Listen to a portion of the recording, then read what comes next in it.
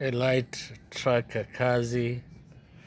Yeah, so I'm here, man. I'm here in Canada, Toronto. So this is like a refugee center. They brought me here.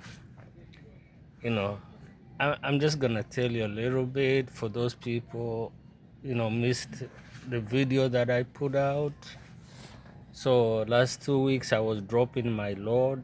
I picked up my first load from Marengo, Ohio, Monday, 13th, and then I dropped that load. On the 15th, I went back, pick up my second load, which is going to Buffalo, New York. So I dropped that load 18th, which is on Friday. I dropped that load Friday. Now I didn't have hours to drive Friday, so I was going home Saturday. So I tapped my address to my company GPS and passed by Niagara Falls right there. It just, man, this thing led me to right there to the Canada custom border. It's too late. I'm driving 53-foot trailer. I couldn't turn. I couldn't do anything. And so they search me, everything, search my trailer. I'm empty. I give them my load information, how I got here, when I dropped the load, where I picked up the load, all the information. They let me go. But when I got to Canada, to US 5 hours later, that's where the whole problem started. Even though it was a GPS mistake, I did that. So they hold me there for 2 days, detained. I got deceived by couple officers there. I remember both of them, Officer Brandon and one is Jeremy, right by Winster Bridge, custom, you know. He's like, oh, we cannot let you go through. Your I-485 is denied. How is it denied? I just finished it up October, September. They send me the information and the confirmation and all that. And then I called back. I called the U.S. immigration. They say it's pending. This could take up to 3 years because you still got a work permit, expire 2029. So, I'm telling you, I just I just went off, man. It just off, like I applied this thing 13 times, you know, uh, USA, and it's like when the judge gave me my papers May 1st, 2001, everything was final. Everything was final, you know. I had I-94 indefinite, and then I start seeing people start redoing what the judge has already decided. What the judge has already decided, what the judge has already decided. What the judge did in court, that was the final. I got uh, I got my asylum, everything. Now these people, you call it custom border, U.S. custom. It's like they taking whatever the judge decide, make a career out of it, make a future out of it, make a security for himself, creating hours, creating more money for himself. For my application, over all those years I applied, it was like that. So this time when he told me like, okay, so that was denied. So I just, I'm off right now. I can't even think. How is that possible? I've been years there, I lived there for many years. I know the time frame, how long it takes to get the green card. So he deceived me right there. He just threw me. And I couldn't think. Why the Canadian let me go and the U.S. Are detained me there for 2 days, and then they don't let me go when they arrested me, when they put me detained Saturday 19 and and Sunday 20th. In the night, they send me back to Canada. They say, you are Canadian now, but you can still come here. I say, why would I come here now when, you could just let me go. Oh, they say Trump, because of the Trump, they couldn't do that. But I say, you lying to me. You're not responsible for I-485, you know.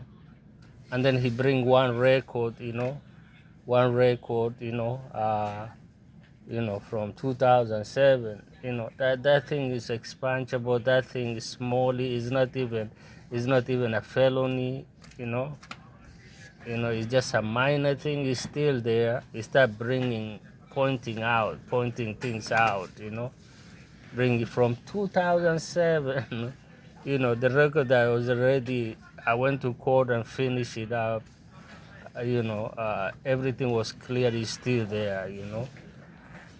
So, I just say, okay, so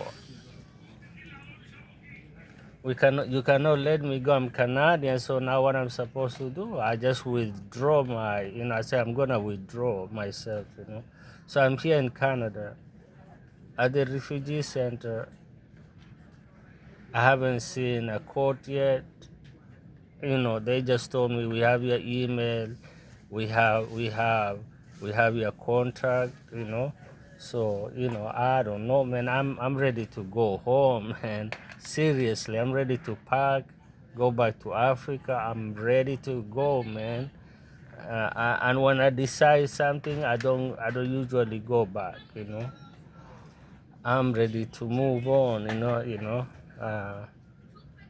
So I'm ready to move on, and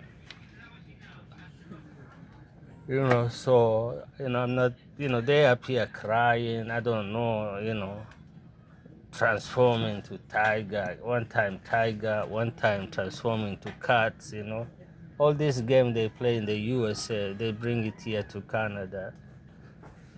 And then Nua, Sihepi, Shogi, Adil, Adam, all these defect, they bring this nonsense here after they did this to me. So, I'm just here. I don't know how long it's gonna take, they're making me I don't know. They give me choice again, but this choice, man, I don't understand, you know. You can just make me a passport and just put me in the plane to leave. Because I already feel it, man. This place is not gonna work out, Canada. It's not gonna work out. They give me three choices, talking about you can still come back to USA, or we can make you passport, the second option to go back to Africa, or you could live in Canada. You know. I said, why even bother with all that? Just make me a passport and just put me in the plane. I'm good, man.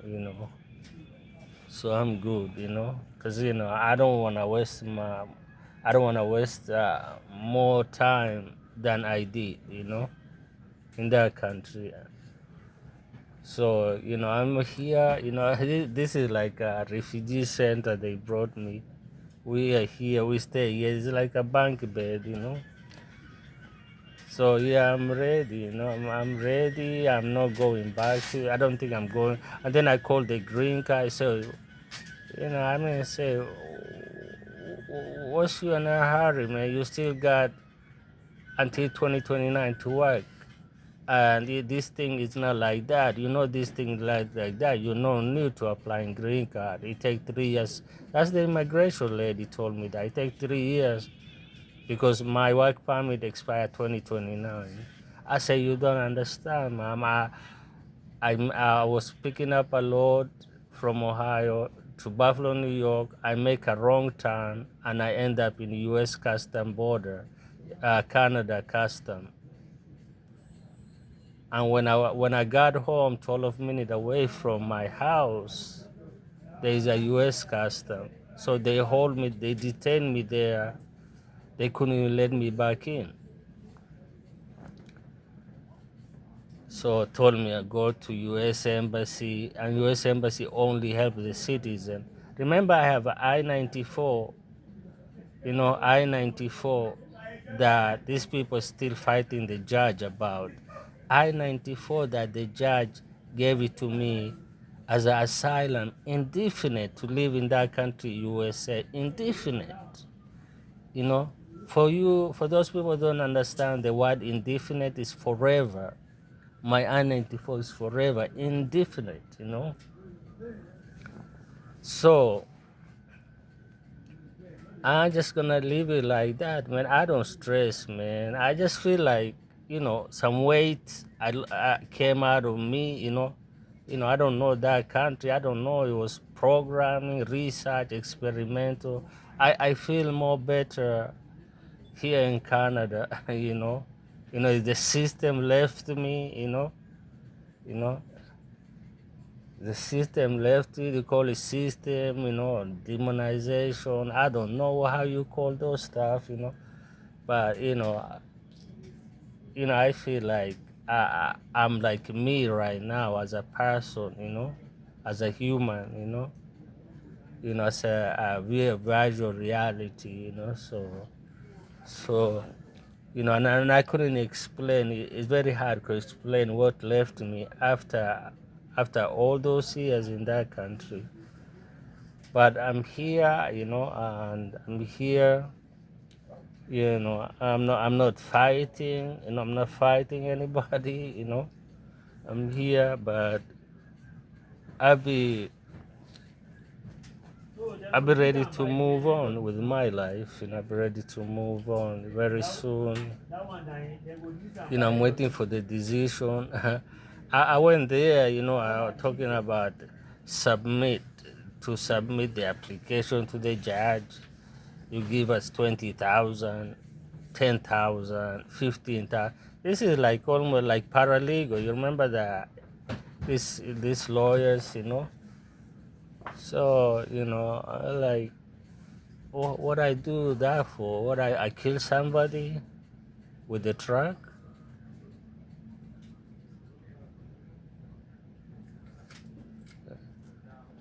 So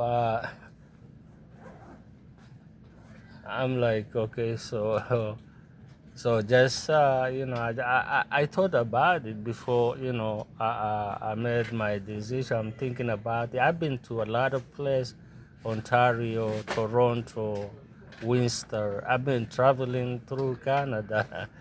So it's not like what I thought. Even what I was gonna be doing is not gonna be better than other places. The truck driver, they're struggling here more than any truck driver in the world. But so yeah, I made my decision, and I'm not asking nobody to support me. I don't need donations from you, you know, and you know. Uh, it's a lot of things I can talk, but I couldn't even just say those stuff here in the video.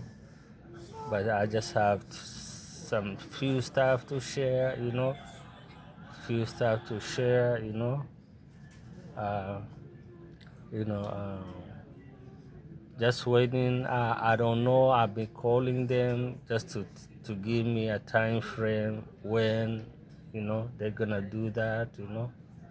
It'd be nice if they speed me up a little bit. If instead of holding me here, I cannot work. I'm not allowed. I'm not allowed to work.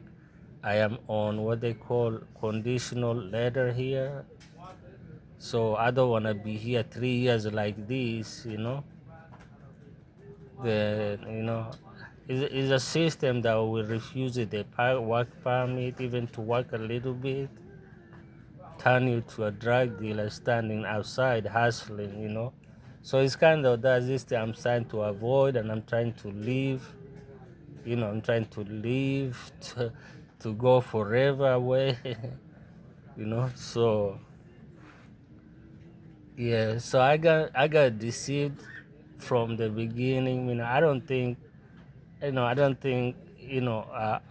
those officers. I think they are lying. They're not truthful. They're not truthful.